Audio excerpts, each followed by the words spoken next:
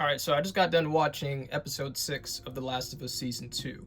And I was going to make this video earlier, but I had a theory, a prediction for season 3 that it didn't really fully come to mind until I finished episode 6, and I'm getting into that in a second.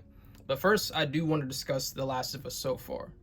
So it's no secret this show has gotten a lot of hate, and there's a couple of reasons why I could see why some people that play the game might not like the show, or people that just watch the show but never played the game don't really like the show.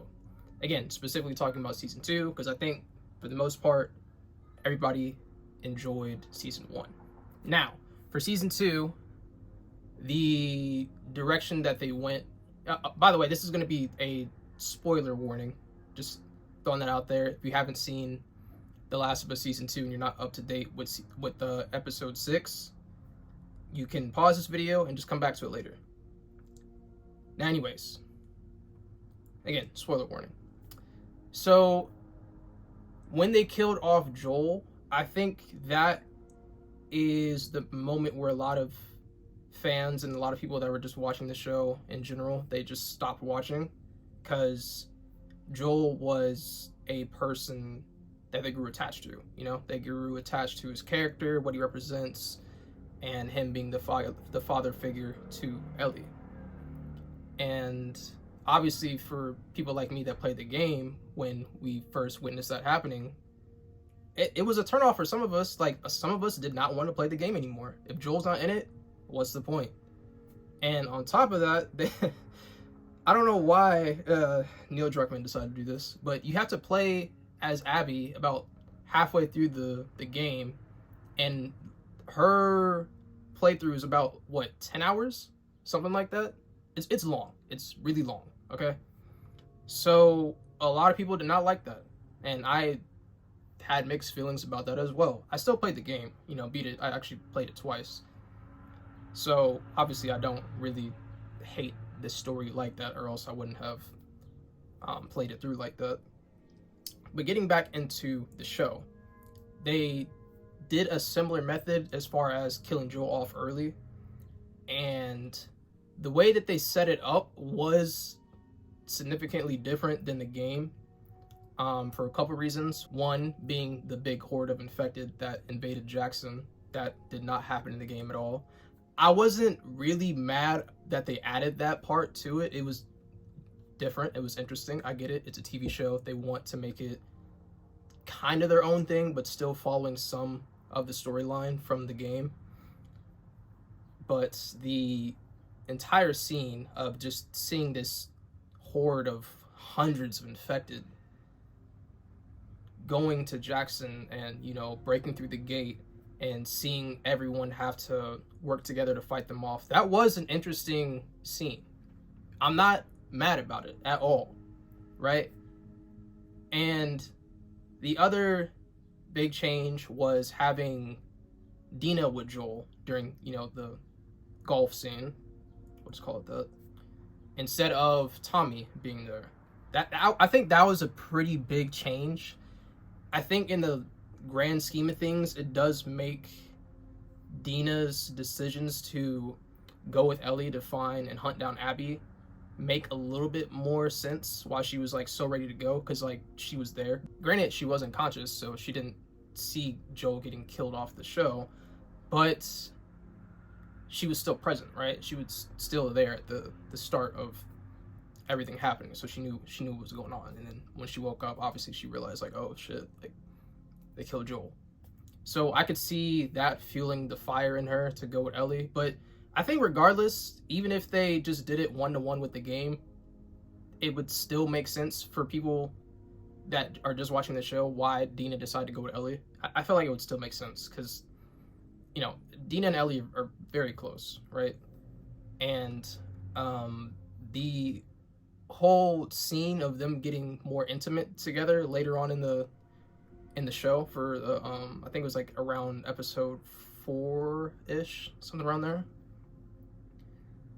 I didn't really like how they showed that after the fact. I feel like it would make more sense for them to do that when they were closer in Jackson, not after Joel died and they're now, you know, in Seattle in the theater, and Dina just revealed to Ellie that she's pregnant, and they just immediately start having sex. I don't know, that setup was a little off-putting, but again, I don't hate the show.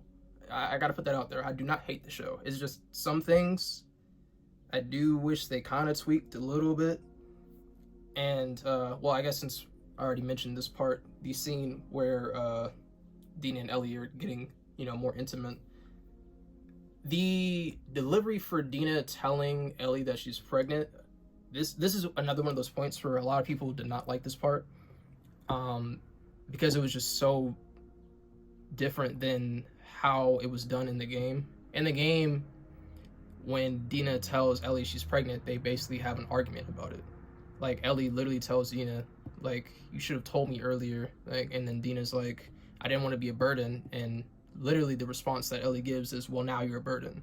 You know what I mean? Like, she's clearly very angry with Dina for not letting her know a lot earlier that, you know, Dina is pregnant. But in the show, in the delivery for Dina telling Ellie she's pregnant, she says it, and then Ellie just goes, I guess I'm gonna be a dad now. Like, a lot of people did not like that scene. A lot of people did not like that scene. Honestly, I don't really feel any type of way about it. I do prefer the way that they did it in the game versus the show in this case. But it didn't, like, piss me off like a lot of people did on the internet. Like it swarmed the media. Everyone was talking about this specific scene. Like, Ellie says she's gonna be a dad. Like, what kind of stupid ass line is that? So yeah, the show got a lot of backlash for that. It's gonna happen, right? Another thing people were upset about was when Ellie and Dina first arrived in Seattle, and they're going through like this old, it looks like Pride Parade area. You know, there's flags on the wall and on the ground. And people did the math. They realized that that whole Pride Parade would not have happened during that time, just because the infected first appeared in 2007 in the show's timeline. And I don't think during 2007 Pride parades were a thing. I don't think it was a thing, so it wasn't really as celebrated. So people felt like that was kind of spoon-fed to them. They didn't like how in their face it was. So I did see a lot of people online having issues with that being in the show. And, you know, I get what they're trying to say, but at the same time, it didn't really bother me. It was just like, oh, okay, they added that in there, whatever. I don't really care. And you know, there's a reason that they added it.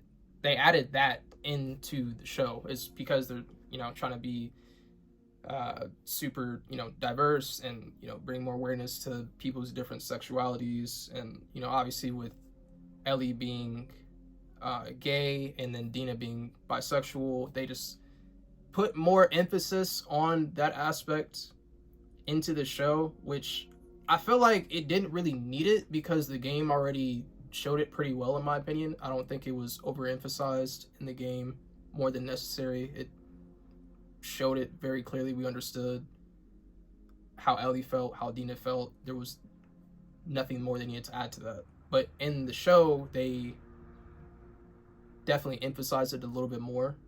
And again, that's just one of those things where people didn't really agree with.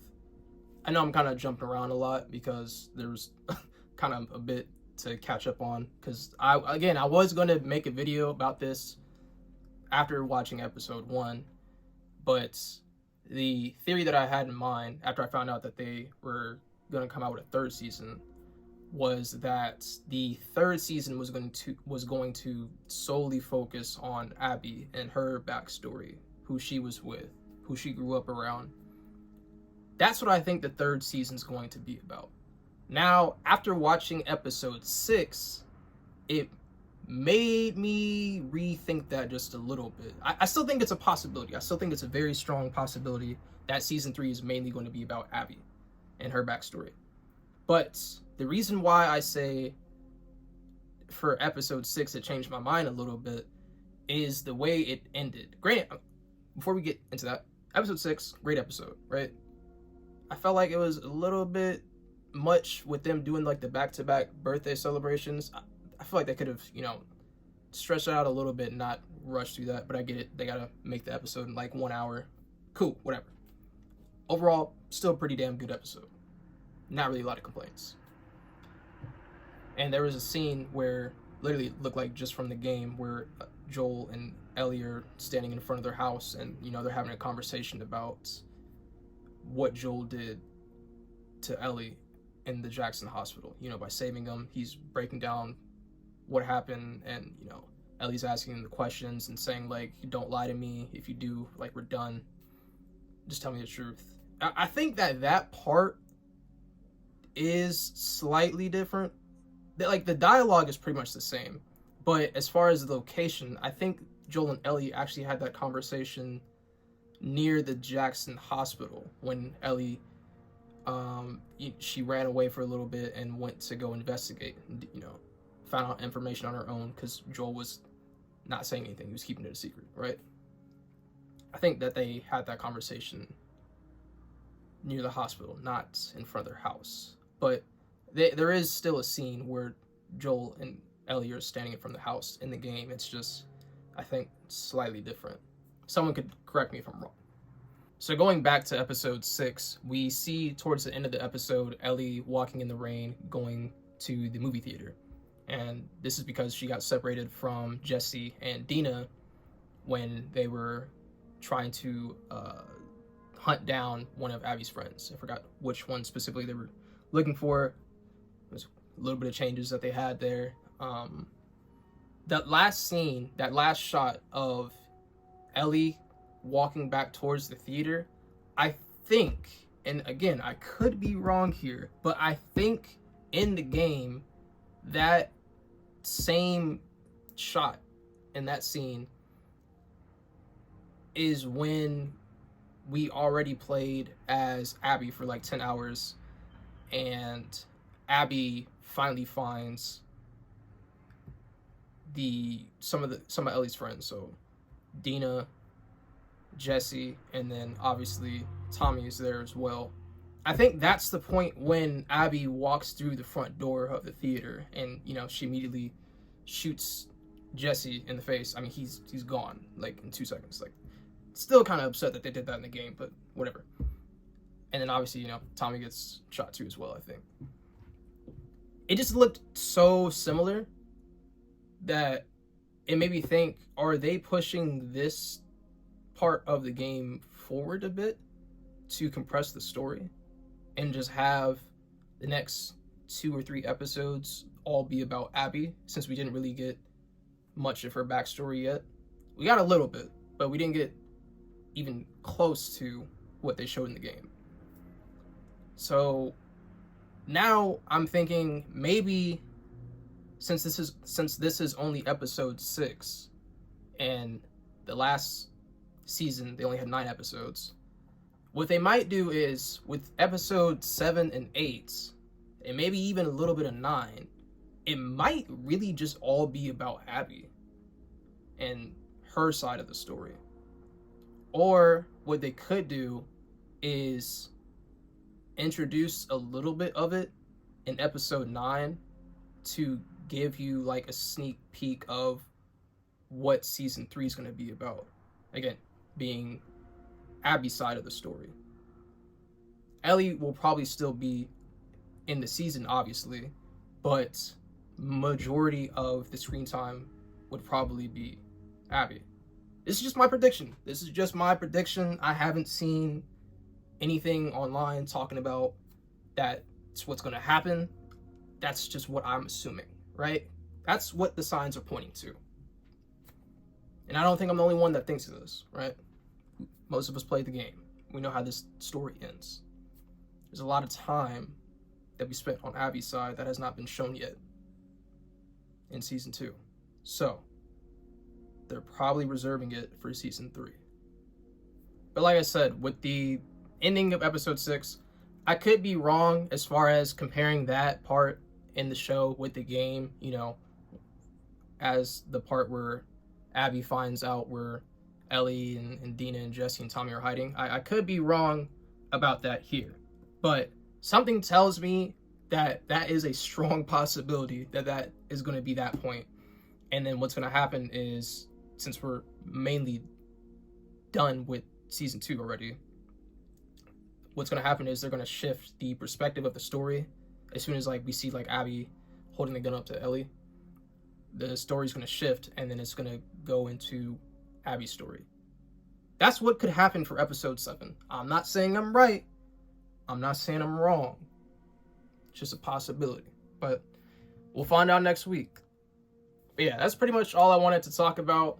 I know it kind of went all over the place with talking about The Last of Us. I've really wanted to make this video a lot sooner. It's just there was so much content already being posted about the show. I wanted to wait a little bit just to not oversaturate the web, but I mean, it's already oversaturated by this point. But every time I look online, everyone is just talking about how much they don't like the show, and I don't really see what they're saying. Like, I understand that there's some things that doesn't align with the game, and there's some things that should definitely be changed, but I don't think that the show is bad. Like, people are making it seem like this is the worst show of the year, that it's just complete dog shit, which is not the case in my opinion. I think it's actually a pretty good show. So yeah, I just wanted to make that clear. I do not I don't hate the show. It's, in my opinion, it's pretty good. So yeah, that's pretty much all I wanted to talk about today. If you guys liked the video, go ahead and share it. Other than that, I'm out.